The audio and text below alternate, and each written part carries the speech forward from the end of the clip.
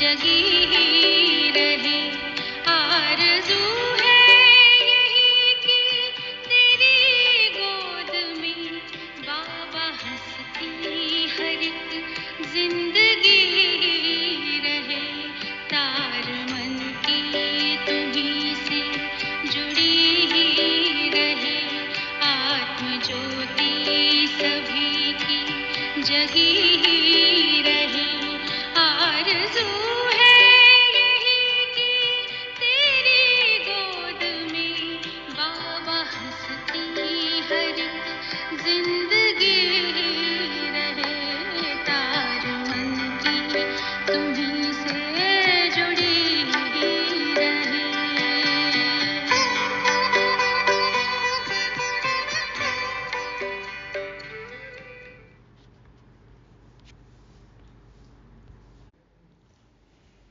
ओम शांति।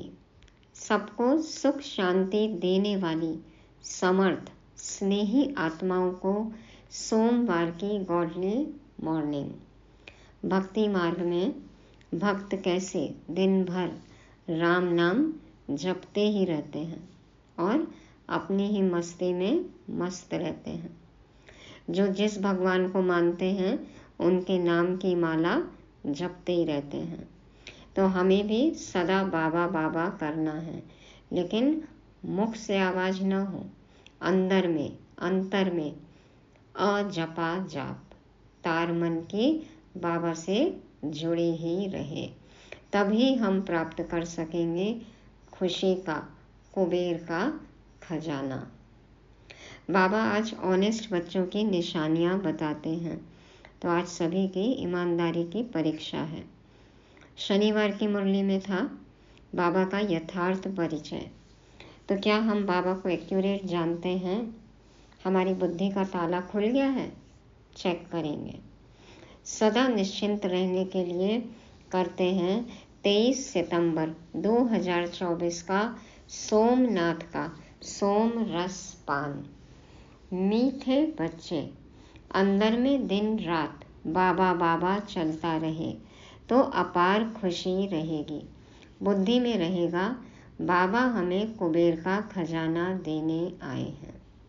मीठे बच्चे, अंदर में दिन रात बाबा बाबा चलता रहे तो अपार खुशी रहेगी। तार बाबा की और हमारी तार आपस में जुड़ी रहे। कौन सी तार? रूहानी तार, मन की तार, आत्मा परमात्मा की जुड़ी रहे, कनेक्शन में रहे, तभी आत्मा अपार खुशी में रह सकती है। अंदर में दिन रात बाबा बाबा बाबा बाबा, ये अजपा जाप मन में चलता रहे, माना मन बुद्धि बाबा के पास ही रहे, तभी आत्मा अपार खुशी में रह सकती है।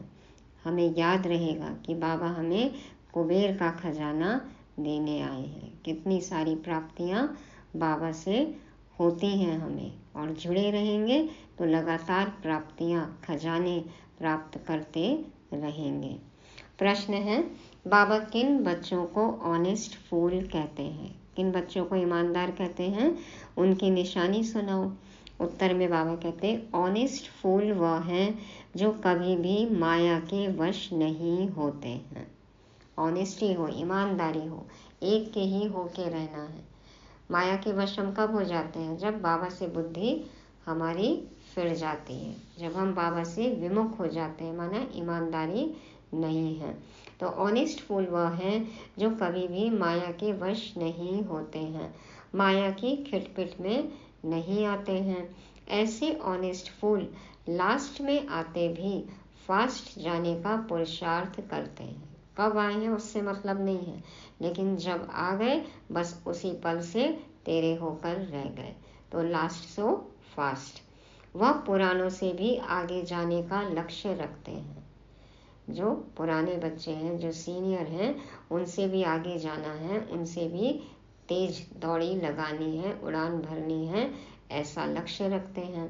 अपने अवगुणों को निकालने के पुरुषार्थ में रहते हैं, दूसरों के अवगुणों को नहीं देखते, पर चिंतन प्रदर्शन नहीं। खुद में दिव्य गुणों की धारणा करनी है, बस इसी धुन में रहते हैं। तो चेक करना है हमें, क्या हमारे अंदर ये सब बातें, निशानियाँ जो बाबा ने बताई वो हैं हम ऑनेस्टफुल। ओम शांति। शिव भगवान उवाच, वह हुआ रूहानी बाप, क्योंकि शिव तो सुप्रीम रूह है ना, आत्मा है ना। बाप तो रोज रोज नई नई बातें समझाते रहते हैं। गीता सुनाने वाले सन्यासी आदि बहुत हैं, है ना, गीता पाठी बहुत हैं। वह बाप को याद कर न सके, बाबा अक्षर कभी उनके मुख से निकल न सके। यह अक्षर है ही गृहस्थ मार्ग वालों के लिए। परिवार में रहते हैं तो मुखिया को बाबा कहते हैं ना, तो गृहस्थ मार्ग वालों के लिए यह अक्षर है। वह तो है निवृत्ति मार्ग वाले, वह ब्रह्म को ही याद करते हैं, मुख से कभी शिव बाबा नहीं कहेंगे। भल तुम जांच करो, बाबा कहते हैं देख लो, जांच कर लो, समझो। बड़े बड़े विद्वान सन्यासी चिन्मयानंद आदि गीता सुनाते हैं। ऐसे नहीं कि वह गीता का भगवान श्री कृष्ण को समझ उनसे योग लगा सकते हैं। कितने भी बड़े बड़े विद्वान पंडित सन्यासी हों, चिन्मयानंद का उदाहरण देते हैं बाबा, ये सब आदि गीता सुनाते हैं। ऐसे नहीं कि वह गीता का भगवान श्री कृष्ण को समझ उनसे योग लगा सकते हैं, नहीं, वह तो फिर भी ब्रह्म के साथ योग लगाने वाले ब्रह्म ज्ञानी व तत्व ज्ञानी हैं। कितने भी शास्त्र पढ़कर सुनाए तो बाबा कहते हैं लेकिन उनका बुद्धि योग तो तत्व से है, ब्रह्म से है। ब्रह्म के साथ योग लगाते हैं, तत्व ज्ञानी है, ब्रह्म ज्ञानी है। श्री कृष्ण को कभी कोई बाबा कहे यह तो हो नहीं सकता।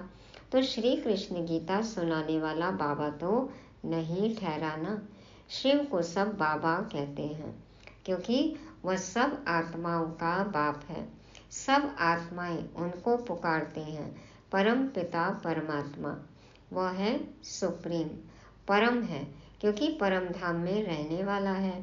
तुम भी सब परम धाम में रहते हो, परंतु उनको परमात्मा कहते हैं। वह कभी पुनर्जन्म में नहीं आते हैं। खुद कहते हैं मेरा जन्म दिव्य और अलौकिक है। अवतरण लेते हैं ना, दिव्य जन्म है, अलौकिक है। ऐसे कोई रथ में प्रवेश कर तुमको विश्व का मालिक बनने की युक्ति बताए, यह और कोई हो नहीं सकता। तब बाप कहते हैं मैं जो हूँ जैसा हूँ मुझे कोई भी नहीं जानते। मैं जो हूँ जैसा हूँ जितना हूँ, कोई भी बाबा को एकदम यथार्थ नहीं जानते हैं। मैं जब अपना परिचय दूँ तब जान सकते हैं। खुद आकर अपना परिचय देते हैं। बाबा अपना परिचय जैसे बताएंगे तभी ना हम जान सकते हैं। यह ब्रह्म को अथवा तत्वों को मानने वाले श्री कृष्ण को फिर अपना बाप कैसे मानेंगे? आत्माएं तो सब बच्चे ठहरे ना। श्री कृष्ण को सब पिता कैसे कहेंगे? श्री कृष्ण को तो सब धर्म वाले मानते भी नहीं हैं। ऐसे थोड़ी कहेंगे कि श्री कृष्ण सबका बाप है, हम सब ब्रदर्स हैं। ऐसे भी नहीं, श्री कृष्ण सर्वव्यापी है। सब श्री कृष्ण थोड़े ही हो सकते हैं। अगर सब श्री कृष्ण हो तो उनका बाप भी चाहिए। मनुष्य बहुत भूले हुए हैं, नहीं जानते हैं, तब तो कहते हैं मुझे कोटों में कोई जानते हैं। श्री कृष्ण को तो कोई भी जान लेंगे, देहधारी को तो फिर भी जान सकते हैं, लेकिन निराकार बाप को कैसे जानेंगे? सब विलायत वाले भी उनको जानते हैं। श्री कृष्ण का नाम तो सुना है ना, लॉर्ड कृष्णा कहते हैं ना। चित्र भी है, असली चित्र तो है नहीं। भारतवासियों से सुनते हैं इनकी पूजा होती है, बहुत पूजा होती है। तो फिर गीता में यह लिख दिया है श्री कृष्ण भगवान। बहुत लोग जय श्री कृष्ण कहते हैं, पूजा करते हैं, इसलिए उन्हीं को भगवान मान लिया। अब भगवान को भला लॉर्ड कहा जाता है क्या? लॉर्ड कृष्णा कहते हैं ना। लॉर्ड का टाइटल वास्तव में बड़े आदमी को मिलता है, जो बहुत धनवान हो, जिसकी बहुत इज्जत हो, उसको लॉर्ड कहते हैं, मालिक हो जो। तो बाबा कहते हैं लॉर्ड का टाइटल वास्तव में बड़े आदमी को मिलता है, वह तो सबको देते रहते हैं। इसको कहा जाता है अंधेर नगरी चौपट राजा, टके सिर भाजी टके सिर खा जा। हाँ, देखो टाइटल भी बिकते हैं ना, पैसे से खरीदे जाते हैं। तो किसी को भी लॉर्ड कह दिया, किसी को भी वीआईपी को, जिसने भी पैसा दिया उसको कोई ना कोई टाइटल दे देते हैं। तो बाबा कहते हैं वो तो सबको देते रहते हैं टाइटल, इसको तो अंधेर नगरी कहते हैं। कोई भी पतित मनुष्य को लॉर्ड कह देते हैं। कहाँ यह आज के पतित मनुष्य, कहाँ शिव व श्री कृष्ण। आजकल के ज़माने में देखो, जो चाहे कितना ही टाइटल खरीद सकता है, अवार्ड खरीद सकता है। तो बाबा कहते हैं कहाँ तो आज के पतित मनुष्य, और कहाँ शिव बाबा, और कहाँ 16 कला संपूर्ण श्री कृष्ण पहली आत्मा। तो बाप कहते हैं जो तुमको ज्ञान देता हूँ वह फिर गुम हो जाता है। मैं ही आकर नई दुनिया स्थापन करता हूँ। ज्ञान भी मैं अभी ही देता हूँ। मैं जब ज्ञान दूँ तभी बच्चे सुने, मेरे बगैर कोई सुना न सके। जानते ही नहीं। क्यों नहीं सुना सकते? क्योंकि जानते ही नहीं है। क्या सन्यासी शिव बाबा को याद कर सकते हैं? वह कह भी नहीं सकते कि निराकार गॉड को याद करो। कब सुना है? बहुत पढ़े लिखे मनुष्य भी समझते नहीं हैं। अब बाप समझाते हैं श्री कृष्ण भगवान नहीं, मनुष्य तो उनको ही भगवान कहते रहते हैं। कितना फर्क हो गया है। बाप तो बच्चों को बैठ पढ़ाते हैं, वह बाप टीचर गुरु भी है। शिव बाबा सबको बैठ समझाते हैं। न समझने कारण त्रिमूर्ति में शिव रखते ही नहीं। ब्रह्मा विष्णु शंकर का चित्र दिखाया, लेकिन उनके रचयिता शिव बाबा को दिखाया ही नहीं। तो त्रिमूर्ति में शिव रखते ही नहीं है। ब्रह्मा को रखते हैं, जिसको प्रजापिता ब्रह्मा कहते हैं, प्रजा को रचने वाला, परंतु उनको भगवान नहीं कहेंगे। भगवान प्रजा नहीं रचते हैं। भगवान के तो सब आत्माएं बच्चे हैं, फिर कोई द्वारा प्रजा रचते हैं। तुमको किसने अडॉप्ट किया? किसने अडॉप्ट किया? हमें ब्रह्मा द्वारा बाप ने अडॉप्ट किया। ब्राह्मण जब बनेंगे तभी तो देवता बनेंगे। यह बात तो तुमने कभी सुनी नहीं है। ब्राह्मण सो देवता कभी ऐसे सुना ही नहीं ना। कहते आए लेकिन अर्थ ही नहीं पता था। प्रजापिता का भी जरूर पार्ट है, एक्ट चाहिए ना। इतनी प्रजा कहाँ से आएगी? कुक वंशावली भी तो हो न सके। वह कुक वंशावली ब्राह्मण कहेंगे। हमारा सरनेम है ब्राह्मण, नाम तो सबका अलग अलग है। प्रजापिता ब्रह्मा तो कहते ही तब हैं जब शिव बाबा इनमें प्रवेश करे। यह नई बातें हैं। बाप खुद कहते हैं मुझे कोई जानते नहीं, सृष्टि चक्र को भी नहीं जानते। तब तो ऋषि मुनि सब नेति नेति कह गए हैं, न ऐसा है न वैसा है, कैसा है हम नहीं जानते, इसलिए सर्वव्यापी कह दिया। हाँ, कुछ नहीं समझ में आया तो कह दिया सब जगह है, हम ही भगवान हैं। तो पहले तो नहीं जानते तो फिर भी नेति नेति कहते थे। आजकल तो देखो अहम ब्रह्मास्मि अहम शिवोहम कहने लग गए। तो न परमात्मा को न परमात्मा की रचना को जानते हैं। बाप कहते हैं जब मैं आकर अपना परिचय दूं तब ही जाने। इन देवताओं को वहाँ यह पता थोड़ी पड़ता है हमने यह राज्य कैसे पाया। इनमें ज्ञान होता ही नहीं। पद पा लिया फिर ज्ञान की दरकार नहीं। ज्ञान चाहिए ही सदगति के लिए। यह तो सदगति को पाए हुए हैं। यह बड़ी समझने की गुह्य बातें हैं। समझदार ही समझे। समझ समझ को समझ से समझना है। हाँ, समझ समझ के समझ को समझो।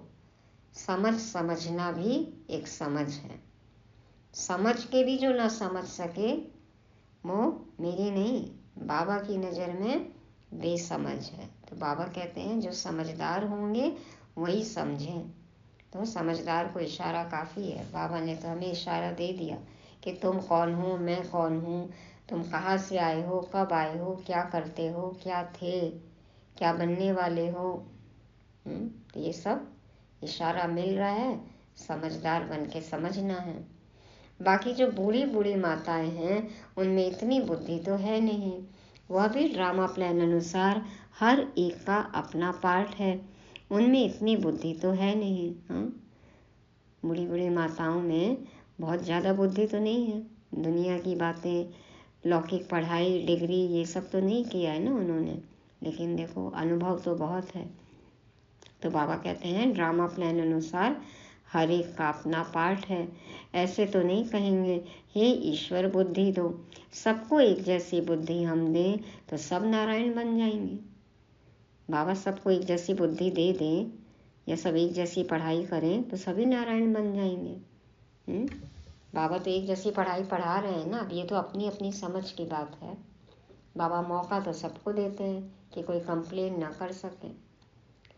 सब एक दो के ऊपर गद्दी पर बैठेंगे क्या? बाबा कहते भी सभी नारायण बन जाए तो क्या एक के ऊपर एक गद्दी पे बैठोगे?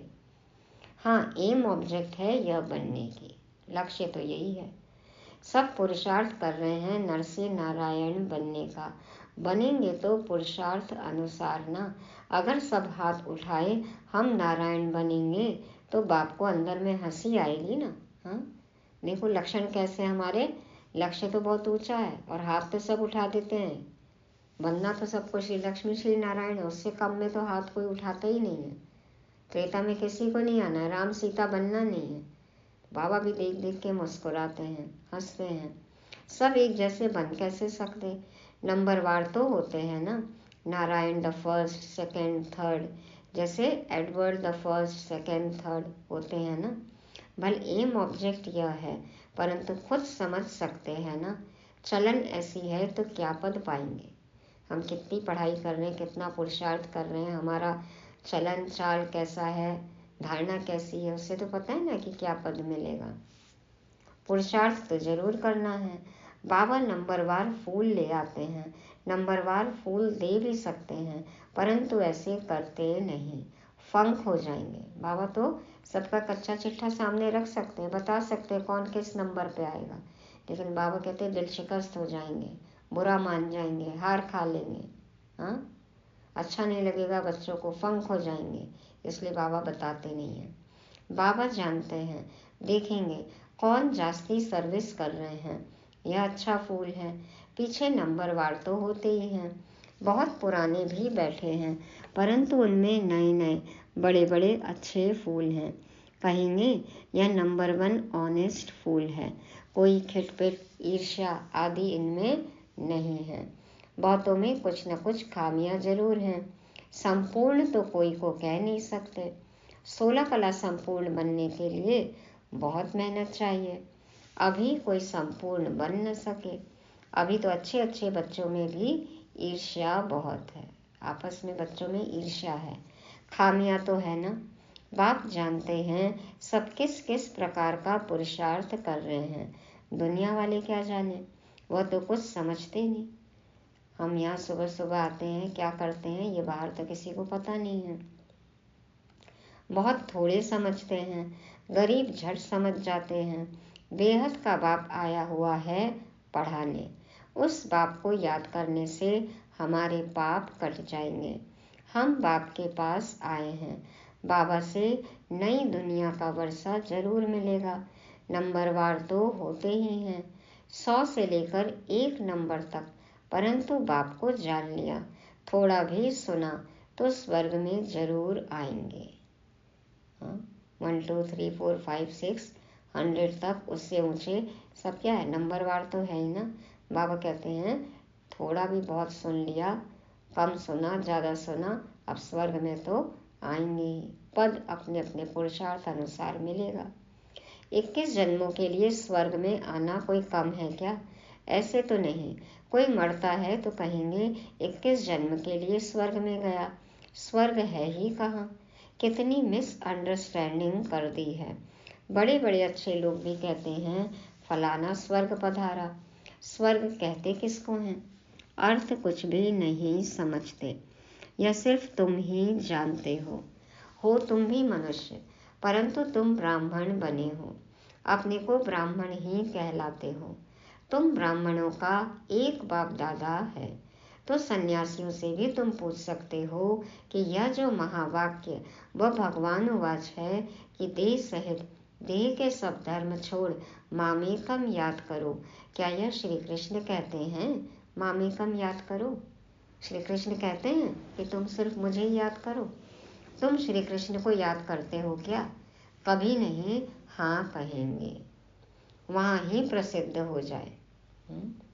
बाबा कहते हैं कोई भी साधु सन्यासी ऐसे नहीं कह सकते कि श्री कृष्ण कहते हैं कि मुझे कोई याद करो, क्योंकि वो खुद भी श्री कृष्ण को ही याद नहीं करते।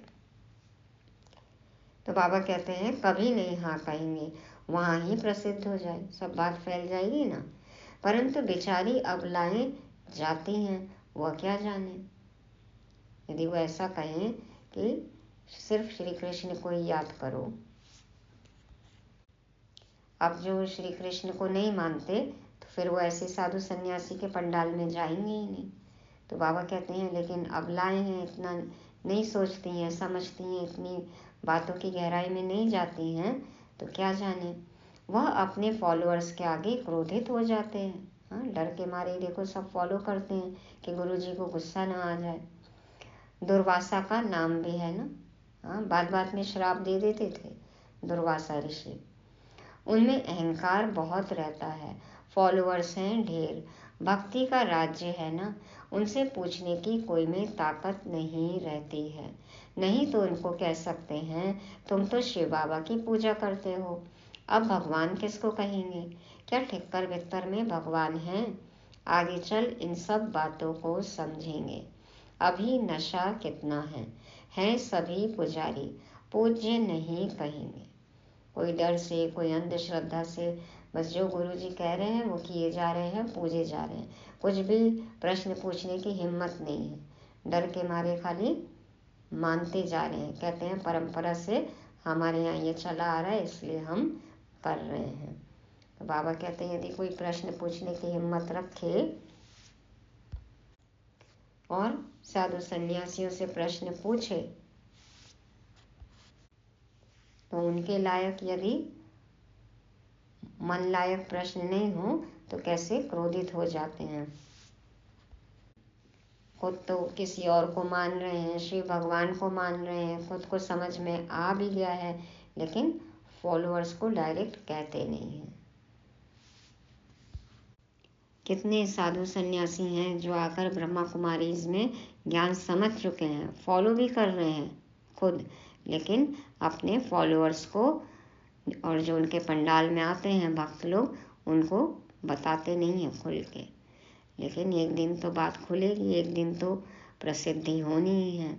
तो बाबा कहते हैं कि सब हैं पुजारी, इनको पूज्य नहीं कहेंगे। बाप कहते हैं मेरे को विरला कोई जानते हैं, मैं जो हूँ जैसा हूँ, तुम बच्चों में भी विरले कोई एक्यूरेट जानते हैं। बाबा का नाम, रूप, देश, काल, कर्तव्य एक्यूरेट कोई कोई बच्चे ही जानते हैं, और जो जानते हैं उनको अंदर में बहुत खुशी रहती है। यह तो समझते हैं ना बाबा ही हमको स्वर्ग की बादशाही देते हैं, कुबेर के खजाने मिलते हैं, हाँ अकिचार धन मिलता है। अल्लाह अवल दीन का भी खेल दिखाते हैं ना, ठका करने से खजाना निकल आया, ठका किया बस चुटकी बजाई और देखो खजाना निकल गया।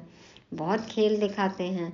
खुदा दोस्त बादशाह क्या करते थे उस पर भी कहानी है। खुदा को अपना दोस्त बनाया, युक्ति मिली और देखो खजाने का, राज्य का मालिक बन गया, बादशाह बन गया। पुल पर जो आता था उनको एक दिन की राजाई दे रवाना कर देता था। तो यह सब है कहानियाँ। एक दिन की राजाई से फिर देखो खुद सदा काल के लिए राजा बन गया, खुदा दोस्त मिल गया ना। तो ये सब कहानियाँ हैं। अभी बाप समझाते हैं खुदा तुम बच्चों का दोस्त है, इनमें प्रवेश कर तुम्हारे साथ खाते पीते हैं, खेलते भी हैं। हाँ, खुदा दोस्त को हमने अनुभव किया है ना, खाना पीना, उठना बैठना, खेलना सब बाबा के संग। शिव बाबा का और ब्रह्मा बाबा का रथ एक ही है, तो जरूर शिव बाबा भी खेल तो सकते होंगे ना। बाबा कैसे बच्चों के साथ बैडमिंटन खेलते थे, पहाड़ों पर जाते थे, पिकनिक करते थे। बाप को याद कर खेलते हैं तो दोनों इसमें हैं तो दो ना, बाप और दादा, परंतु कोई भी समझते नहीं है। कहते हैं रथ पर आए तो वह फिर घोड़े गाड़ी का रथ बना दिया है। ऐसे भी नहीं कहेंगे श्री कृष्ण में शिव बाबा बैठ ज्ञान देते हैं, वह फिर कह देते हैं श्री कृष्ण भगवान उवाच। ऐसे तो नहीं कहते ब्रह्मा भगवान उवाच, नहीं, यह है रथ शिव भगवान उवाच। बाप बैठ तुम बच्चों को अपना और रचना के आदि मध्य अंत का परिचय ड्यूरेशन बताते हैं, जो बात कोई भी नहीं जानते। सेंसिबल जो होंगे वह बुद्धि से काम लेंगे। सन्यासियों को तो सन्यास करना है। तुम भी शरीर सहित सब कुछ सन्यास करते हो, जानते हो यह पुरानी खल है। हमको तो अब नई दुनिया में जाना है, पुराना शरीर छोड़कर जाना है ना। हम आत्मा यहाँ की रहने वाली नहीं है, यहाँ पाठ बजाने आए हैं। हम रहवासी परम धाम के हैं। यह भी तुम बच्चे जानते हो वहाँ निराकारी झाड़ कैसा है। सभी आत्माएं वहाँ रहती हैं। यह अनादि ड्रामा बना हुआ है। कितनी करोड़ों जीव आत्माएं हैं, लगभग 900 करोड़। इतने सब कहाँ रहते हैं? निराकारी दुनिया में। बाकी यह सितारे तो आत्मा नहीं है, ये चांद सितारे ये सब थोड़ी आत्मा है। मनुष्य ने तो इन सितारों को भी देवता कह दिया है, परंतु वह कोई देवता है नहीं। ज्ञान सूर्य तो हम शिव बाबा को कहेंगे, तो फिर उनको देवता थोड़ी कहेंगे। ज्ञान सूर्य तो हम शिव बाबा को ही कहेंगे ना, तो उनको फिर हम देवता थोड़ी कहेंगे। शास्त्रों में तो क्या क्या बातें लिख दी हैं। यह है सब भक्ति मार्ग की सामग्री, जिससे तुम नीचे ही गिरते आए हो। 84 जन्म लेंगे तो जरूर नीचे उतरेंगे ना। अभी यह है आयरन एजेड दुनिया। सतयुग को कहा जाता है गोल्डन एजेड दुनिया। वहाँ कौन रहते थे? देवताएं। वह कहाँ गए सभी देवताएं? बैठे हैं ना, मुरली सुन रहे हैं। तो वह कहाँ गए यह किसको भी पता नहीं है। समझते भी हैं, पुनर्जन्म लेते हैं।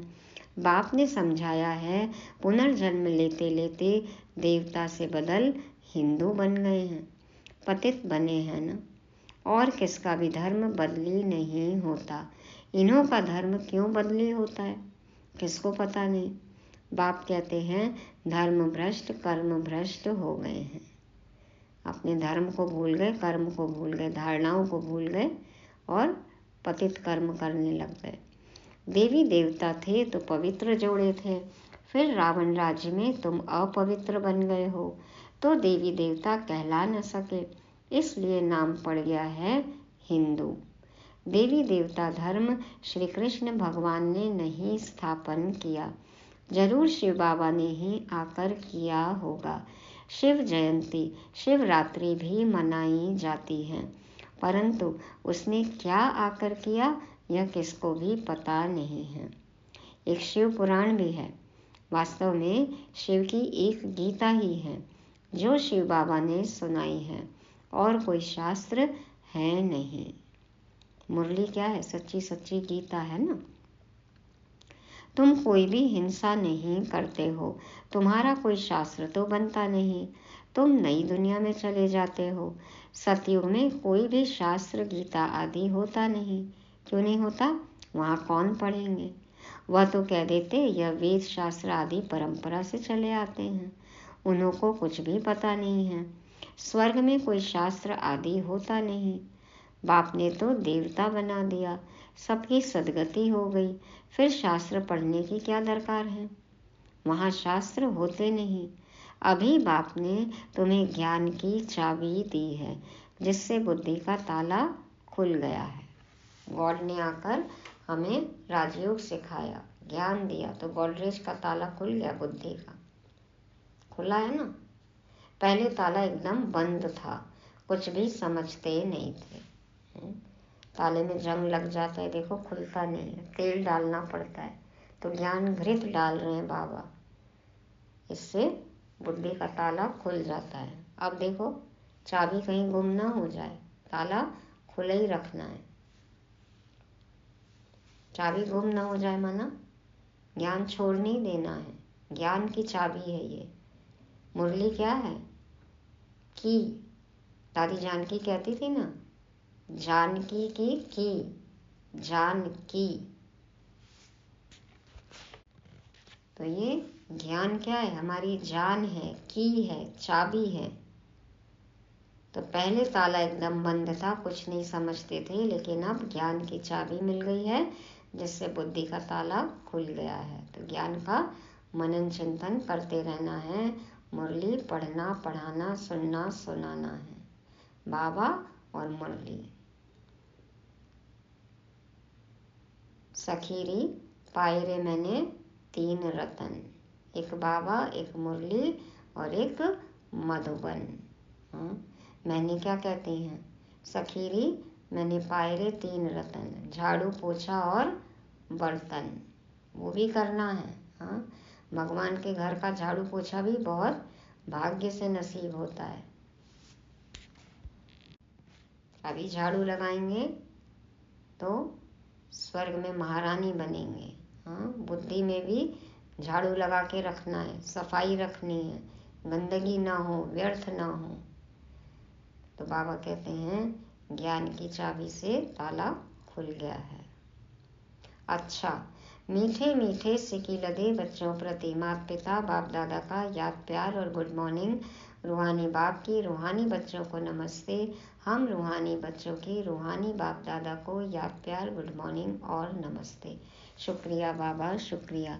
धारणा के लिए मुख्य सार। पहला पॉइंट, किसी से भी ईर्ष्या आदि नहीं करनी है। खामियां निकाल संपूर्ण बनने का पुरुषार्थ करना है। पढ़ाई से ऊंच पद पाना है। दूसरा, शरीर सहित सब कुछ संन्यास करना है। किसी भी प्रकार की हिंसा नहीं करनी है। अहंकार नहीं रखना है। वरदान, अविनाशी और बेहद के अधिकार की खुशी व नशे द्वारा सदा निश्चिंत भव। कैसे रहेंगे निश्चिंत? अविनाशी और बेहद के अधिकार की खुशी व नशे द्वारा सदा निश्चिंत भव। बाप दादा समझाते हैं, दुनिया में बहुत मेहनत करके अधिकार लेते हैं। अपने अधिकार के लिए कितनी लड़ाई करते हैं ना। आपको बिना मेहनत के अधिकार मिल गया। बच्चा बनना अर्थात अधिकार लेना। बाबा के बन गए और अधिकारी बन गए। वाह मैं श्रेष्ठ अधिकारी आत्मा। इस बेहद के अधिकार के नशे और खुशी में रहो तो सदा निश्चिंत रहेंगे। यह अविनाशी अधिकार निश्चित ही है, कोई नहीं छीन सकता हमसे हमारा ये अधिकार। यदि हम बाबा के बने हैं, तार मन के हमेशा बाबा से जुड़े ही रहेंगे, तो कोई भी हमारा ये अधिकार हमसे छीन नहीं सकता। यह अविनाशी अधिकार निश्चित ही है। जहाँ निश्चित होता है वहाँ निश्चिंत होते हैं। श्योरिटी है ना, तो निश्चिंत हैं। अपनी सर्व जिम्मेवारियाँ बाप हवाले कर दो तो सब चिंताओं से मुक्त हो जाएंगे, निश्चिंत हो जाएंगे।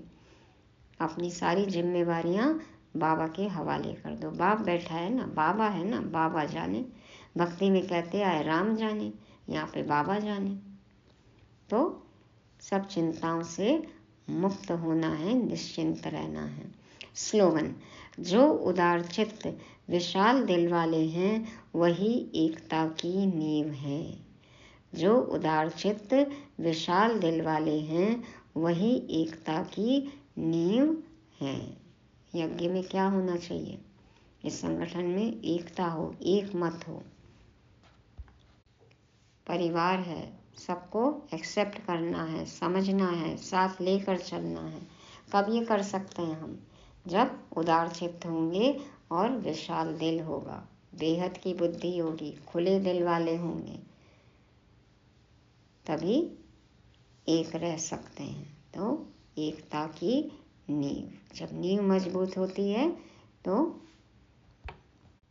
संगठन भी, बिल्डिंग भी, भवन भी कितना विशाल हो, कितना मजबूत रहता है। तो हमें भी ऐसे नींव बनना है। फाउंडेशन। तो ये थी आज की मुरली। क्या याद रखेंगे? क्या कहा बाबा ने? अजपा जाप, बाबा बाबा करते रहना है। मन बुद्धि बाबा से ही जुड़े रहे। मुख से नहीं बोलना है, लेकिन तार मन की बाबा से जुड़ी रहे। दूसरा कौन है हम? ऑनेस्ट फूल, ईमानदार फूल। कभी भी माया के अधीन नहीं हो सकते। तीसरा, ईर्ष्या मुक्त, किसी से भी ईर्ष्या ना हो, दूसरों के अवगुण नहीं देखना है, खुद के अवगुणों को निकालने का पुरुषार्थ करना है। तो माया की खिटपिट नहीं हो, ईर्ष्या मुक्त हो। और चौथा, कैसे रहना है? खुशहाल और निश्चिंत। और पांचवा, उदार चित्त और विशाल दिल हो।